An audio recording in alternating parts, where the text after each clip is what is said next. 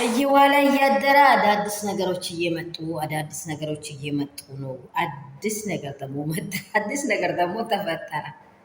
የምር እኔ እንጃ። ደስታ ለአብርሽም አስቦ አይደለም። ምናልባት ምክንያቱም ሩታን ለማየት ፈልጌ ነው። ሩታ ከአይኔ የጠፈችብኝ ቢላይ ከሆነ ሂድ።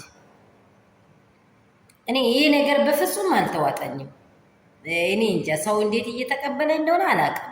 በፍጹም አልተዋጠኝም። ምክንያቱም አብርሃም ላይ በህይወቱ ላይ መጀመሪያ የተሰራውን ሴራ የተደረገውን ሴራ ያልቆረቆራችሁ ሰዎች ሩታ ይህን ሁሉ መከራ ስትሸከም ያልቆረቆራችሁ ሰዎች ከመሬት ተነስቶ የተለያየ ነገር ይዞ ከኤፍሬምም እበልጣለሁ ከሩታም እበልጣለሁ ያላችሁ ለአብርሃም ህይወት ወደ አብርሃም ህይወት ላይ የሚትሄዱ ሰዎች ሶስተኛ አራተኛ ቪዲዮ እየሰራው ነው።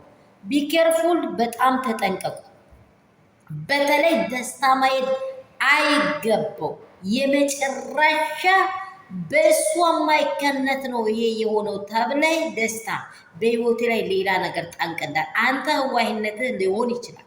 ሩታን ስላፈቀርክ የሩታ ጭንቀት የአብርሃም ጭንቀት የአንተ ጭንቀት ሆኖ ሊሆን ይችላል። ሁሉም ሊያደርጋል። ይሄ ግን አንተ መሄድ ልክ እኔ ወደ እዩ ነኝ። እዩ ትልቅ ሰው ነው። ወደ እዩ ነኝ እኔ አሁን ሆይ ሆይ ሆይ ሆይ ሩታ ናት እንዲያደረገችው።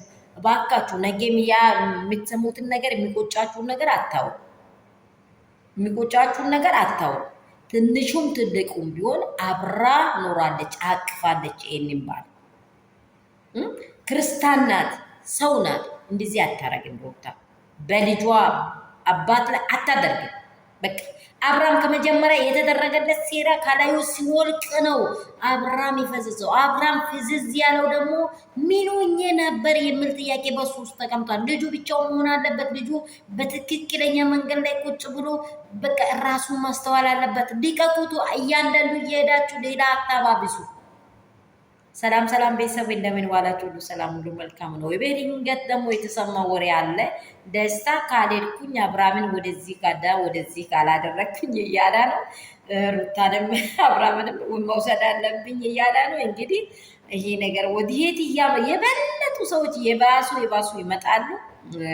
ሩታ አይዞሽ መሸከም ይሁንልሽ ነው የምለው። እግዚአብሔር ትኬሻ ይስጥሽ። እኔ እንጃ ትኬሻ ይስጥሽ።